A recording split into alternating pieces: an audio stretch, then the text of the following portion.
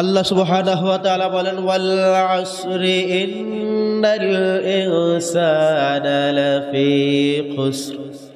আল্লাহ বলছেন আমি সময়ের কসম করলাম, নিশ্চয়ই মানুষ ক্ষতির মধ্যে পড়ে আছে। তবে সবাই ক্ষতির মধ্যে নাই। কে নেই ক্ষতির মধ্যে, কে নেই বিপদের মধ্যে? আয়াতের পর আল্লাহ বলছেন ইল্লাল্লাযীনা আমানু, যারা ঈমান আনয়ন করেছে, ওয়া আমিলুস সালিহাত, নেক কাজ করেছে। যারা ঈমান আনে এবং নেক কাজ করে এই মানুষরা ক্ষতির মধ্যে না, বিপদের মধ্যে না।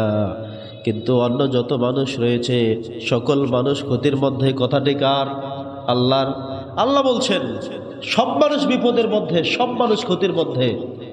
তবে যারা ঈমান আনয়ন করেছে এবং নেক কাজ করে এদের জন্য কোনো ঝামেলা নাই, কোনো টেনশন নাই, কোনো ক্ষতি নেই। পড়ি আলহামদুলিল্লাহ। প্রিয় সুধী, আমরা যারা ঈমানদার, ঈমানের দাবি নিয়ে আছি, যারা মুমিন, আমাদের আনন্দের বিষয় হলো এই আয়াত আমাদেরকে মুক্তির পয়গাম দিয়ে যায়। এই আয়াত আমাদেরকে আসামি থেকে মুক্ত হবার ঘোষণা প্রদান করে যে সব মানুষ ক্ষতির মধ্যে, তবে যারা ঈমানদার, আমরা কি ঈমানদার নই? ঈমানদার আমরা। আল্লাহ বলছেন ইল্লাল্লাযীনা আমানু, তবে ক্ষতির মধ্যে তারা না যারা ঈমানদার। তার মানে হলো আমাদের যেহেতু ঈমান আছে, আমরা যেহেতু দাবি করি ঈমানদার, আসলেই যেহেতু আমরা মুমিন, অতএব আল্লাহর এই কথায় আমরা মুক্তি পেয়ে যাই। আমরা আশ্বস্ত হই, আমরা আশাহত হই না, বরং আশ্বস্ত হই, বুঝতে পারি যে ক্ষতির মধ্যে আমরা না। যারা বেঈমান তারা, যারা ঈমান রাখেনি তারা, যারা আল্লাহর কথা শুনেনি তারা। কিন্তু যারা ঈমানদার, যারা মুমিন, যারা মুসলমান, আল্লাহ বলছেন ইল্লাল্লাযীনা আমানু, যারা ঈমান আনয়ন করেছে, ওয়া আমিলুস সালিহাত, নেক কাজ করেছে। মানে নেক কাজ মানে কি? আজকে আপনি আমি আমরা যে মসজিদে এসেছি, বসেছি, কথা শুনছি, সালাত আদায় করব, এটা কি বলা হয়? নেক কাজ। কি বলা হয়? নেক কাজ বলা হয়। আল্লাহ বলছেন ইন্নাল ইনসানা লাফি খুসর, নিশ্চয়ই মানুষ ক্ষতির মধ্যে পড়ে আছে। তবে ক্ষতির মধ্যে নাই কারা? ইল্লাল্লাযীনা আমানু, ইল্লাল্লাযীনা আমানু, ঈমানদার যারা, তারা ব্যতীত বাকি সবাই ক্ষতির মধ্যে। শুধু ঈমানদার না, আল্লাহ আরো যুক্ত করেছেন ওয়া আমিলুস সালিহাত, যারা নেক কাজ করে, যারা ঈমান আনয়ন করেছে এবং নেক কাজ করে, তারা ছাড়া বাকি সবাই ক্ষতির মধ্যে। তো আমাদের শুধু ঈমান এনে কিছু মানুষ বসে থাকে, আল্লাহ তাদের কথা পুরোপুরি বলেননি। আল্লাহ বলেছেন ইল্লাল্লাযীনা আমানু ওয়া আমিলুস সালিহাত, যারা ঈমানদার এবং নেক কাজ করে তারা বিপদ থেকে মুক্ত। তো আমাদের সমাজে কিছু মানুষ এমন আছেন যারা ঈমানদার, ঠিক আছে, কিন্তু নেক কাজ করে না। মুমিন দাবি করে, নামাজ পড়তে আসে না। ইসলামের অনুসারী দাবি করে, কিন্তু ইসলাম দিয়ে দেশ চলুক এটা চায় না। তাহলে রব্বে কারীম তাদের ব্যাপারে বলছেন যে ইল্লাল্লাযীনা আমানু ওয়া আমিলুস সালিহাত, সবাই ক্ষতির মধ্যে পড়ে যাবে, তবে এমন কোয়ালিটি সম্পন্ন লোক ছাড়া, যারা আল্লাহর প্রতি ঈমান আনে এবং নেক কাজ করে, এরা ছাড়া বাকি সবাই বিপদের মধ্যে, ক্ষতির মধ্যে, জাহান্নামের দিকে যাচ্ছে। বন্ধুগণ আবার এরপরে আজকের এই 2025 সালের সমাপনী জুমাতে আমাদেরকে মনে রাখতে হবে এই জুমা আমাদের জীবনের থেকে আরেকটি বছর বিদায় নিয়ে চলে যাচ্ছে। সর্বশেষ জুমা হওয়ার কারণে আমাদেরকে অনুতপ্ত হওয়া দরকার, আমাদের চিন্তা করা দরকার, আরেকটি বছর আমার থেকে চলে গেল। এই বছরে আমার নামাজগুলোর কি পরিস্থিতি ছিল? এই বছর আমার নামাজের পরিস্থিতি কি ছিল? এই বছর যে রমজান চলে গেল, রোজাগুলো আমার থেকে এসেছিল কিনা? এই যে একটি বছর চলে গেল,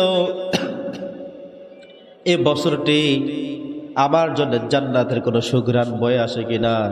যে বছরটি চলে যাচ্ছে, এই বছরটি আমাকে মুক্তি দিবে কিনা, এমন হলো কিনা, এটা চিন্তা করা দরকার।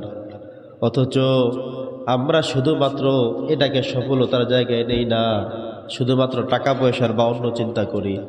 অথচ রব্বে কারীম বলেছেন ইল্লাল্লাযীনা আমানু ওয়া আমিলুস সালিহাত, যারা ঈমান আনে এবং নেক কাজ করে তারা হলো সফল কাম। বলিস আলহামদুলিল্লাহ, বলেন আলহামদুলিল্লাহ। আমরা যারা ঈমান এনেছি এবং নেক কাজ করছি, আল্লাহ তাআলা আমাদের উদ্দেশ্যেই বলেছেন আমরা হলাম সফল কাম। এবার আসুন আমরা দ্বিতীয় পয়েন্টে চলে গেলাম।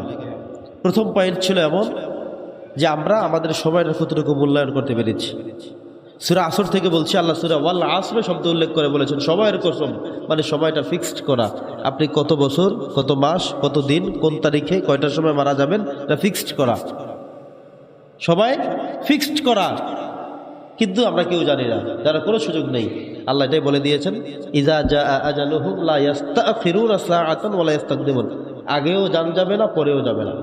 আগেও রুহ কবজ হবে না, পরেও হবে না। কোনো মানুষ মিশিংয়ের মধ্যে ঢুকিয়ে রাখার কারণে একজন জীবিত রয়ে গেছে, নাহলে তিনি আগে মরে যেতেন, এ কথা বলবারও সুযোগ না। আল্লাহ বলছেন আগেও করি না, পরেও করি না।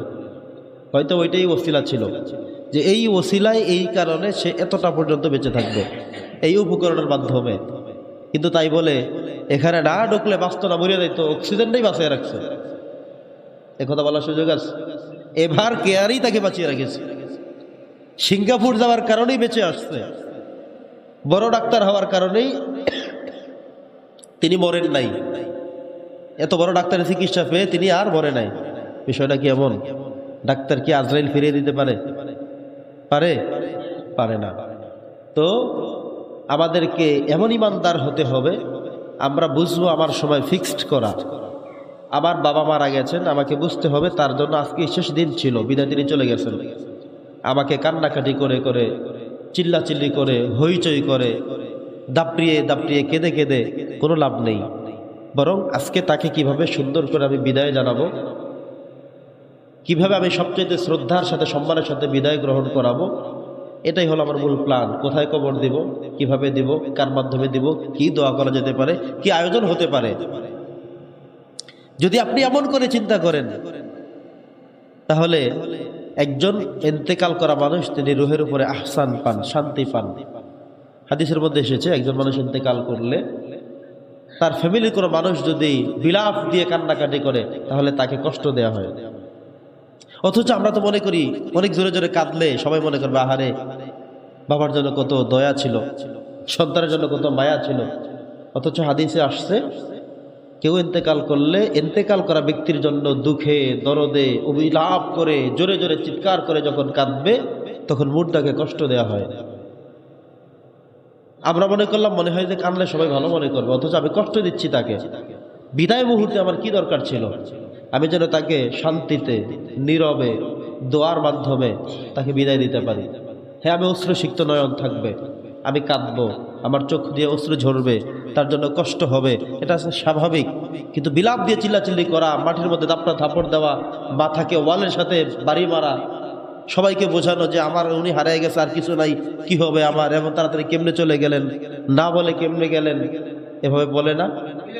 এই জন্য কিন্তু গুনাহগার হতে হয় যিনি ইন্তেকাল করেছেন তাকে।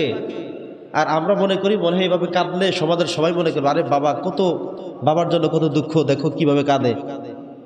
অথচ জীবিত থাকা অবস্থায় তাকে যে শান্তিটা দেওয়া দরকার ছিল, খেদমত দেওয়া দরকার ছিল, হয়তো সেটার কোনো খবর নাই।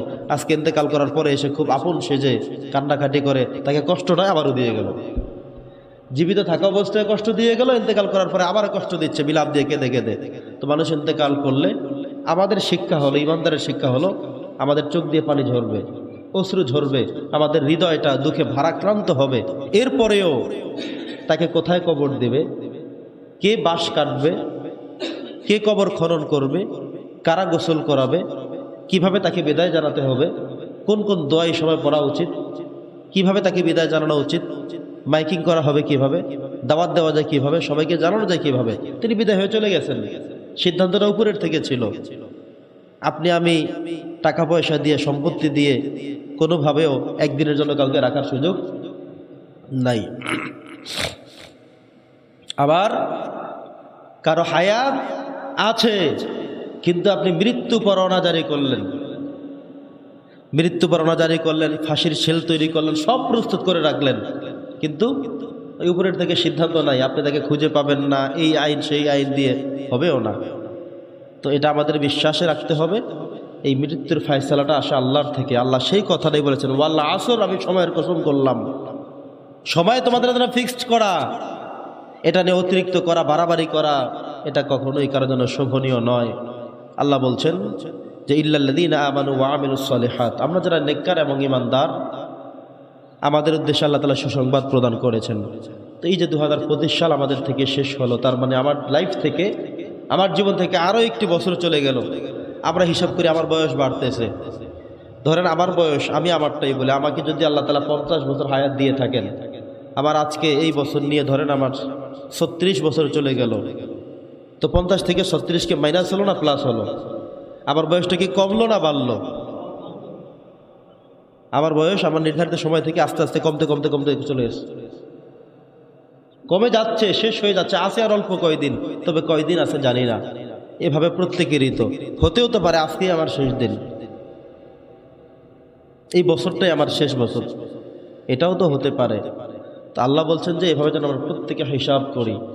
বছর শেষে এসে আমাদেরকে যেটা করা প্রথমে প্রয়োজন সেটা হলো এই বিগত একটি বছর যেটা চলছে, এ বছরে আমি কি করতে পারলাম, সমাজের মানুষকে কি দিতে পারলাম, আমি আমার সন্তানদেরকে কি দিতে পারলাম, আমি আমার ফিউচারের জন্য কি করতে পারলাম, আমি আমার আখেরাতের জন্য কি করতে পারলাম। প্রথমে চাইতে হবে আমার আখেরাত। আমি আমার নামাজগুলো পুরো বছরে হলো কিনা, আমার এই বছরের রোজাগুলো আসছে কিনা, আমার এই বছরে পর্দার বিধানগুলো কতটুকু মেনেছি, আমি আমার রাজনৈতিক জীবনটা কতটুকু সাজিয়েছি, আমি আমার ঈমানটাকে কতটুকু প্রস্তুত করেছি, আমি মৃত্যুর জন্য কতটুকু প্রস্তুতি গ্রহণ করেছি। আমরা শুধু বাঁচার প্রস্তুতি, বাঁচার প্রতিযোগিতা, ঠিক না? আমার প্রতিযোগিতা, আমাদের প্রতিযোগিতা হলো শুধুমাত্র বাঁচার। মরব এমন চিন্তা আমার মাথায় আসে না। আমি এরপরে কোনটা করবো, এরপরে কোনটা করবো। এই রাজনীতির ক্ষেত্রে শুধুমাত্র চিন্তা কালকে কি করব, তারপরে কি করব, 2 বছর পরে কি করব, এইটা হইলে কি করব। ব্যবসার ক্ষেত্রেও মালামাল এইটা, তারপরে এইটা, তারপরে আরো বড় করব, আরো বড় করব, আরো কিছু করব। কিন্তু আমি যেদিন শেষ হয়ে যাব তারপরে কি হবে, পরকালের সামানাটা আমার কি করতেছি, কোন কোন আমলের বিনিময়ে আমি কি প্রাপ্তি হচ্ছে, কি ওখানে জমা হচ্ছে, এই চিন্তাটা আমাদের কম আসে। আমি যদি জানতাম যে আমার পকেটে 200 টাকা আছে, 100 টাকা আজকে যদি আখেরাতের রাস্তায় রেখে দেই, তাহলে আমার জন্য জান্নাতের মধ্যে আরও কিছু গাছ রোপণ করা হবে, আমার জন্য পরকালটা আরেকটু বিউটিফাই হচ্ছে, তাহলে আমি কিন্তু রেখে যেতাম। কিন্তু আমি এখানে না দিয়ে চিন্তা করি 100 টাকা শেষ হয়ে যাবে, দরকার নেই, অমুক কাজটা করব, অমুক জিনিসটা খাবো, অমুক বাজার নেব। তা আমি শুধুমাত্র দুনিয়াকে নিয়ে প্ল্যান প্রোগ্রাম করলাম, কিন্তু আখেরাতকে নিয়ে আমি অত বেশি চিন্তা করলাম না। প্রিয় সুধী, যে বিষয়টি আবারও বলে আমরা প্রথম বিষয় শেষ করছি, সেটা হলো আমাদের সময়। আমরা যেন আমাদের সময়ের প্রতি খুব যত্নশীল হই। ধরুন আপনি ঢাকা যাবেন, একজন জ্ঞানী মানুষ তিনি কিছু প্ল্যান করে যাবেন যে আমি তো ঢাকা যাব, লঞ্চের মধ্যে আমাকে 8 ঘন্টা থাকতে হবে, লঞ্চের মধ্যে আমাকে 6 ঘন্টা থাকতে হবে। এই 6 ঘন্টা আমি কি করব? ফেসবুক চালাবো, ইউটিউব দেখবো, টাচ খেলবো, লুডো খেলবো, তা কি করবো? এই 6 ঘন্টা হয়তো আপনি আখিরাতের জন্য ব্যয় করেন, তসবিহ পড়তে থাকেন, অথবা 6 ঘন্টা আপনি বেঁচে থাকলে বা আপনি যে সমাজে কাজ করেন তার জন্য কিছু প্ল্যান করে রাখেন। দীর্ঘদিন আপনি আপনার অনেক আত্মীয় স্বজনদের সাথে খোঁজখবর রাখতে পারেননি, মার সাথে, খালার সাথে, ভাইয়ের সাথে, বোনের সাথে, আত্মীয় স্বজন একটু খোঁজখবর নেব, 2-4 ঘন্টা বসে কি করবো, একটু খোঁজখবর নেন, কথাবার্তা বলেন, এটাও কিন্তু একটা সওয়াব হবে। আপনি আত্মীয়তার সম্পর্ক ঠিক রাখলেন, তাদের সাথে যোগাযোগ রক্ষা করলেন, তাদের সাথে আপনার যেই একটি আত্মিক সম্পর্ক সেটাকে অটুট রাখলেন, মজবুত রাখলেন। অথচ আমরা আমাদের অবসর সময়টাকে মূল্যায়ন করি না।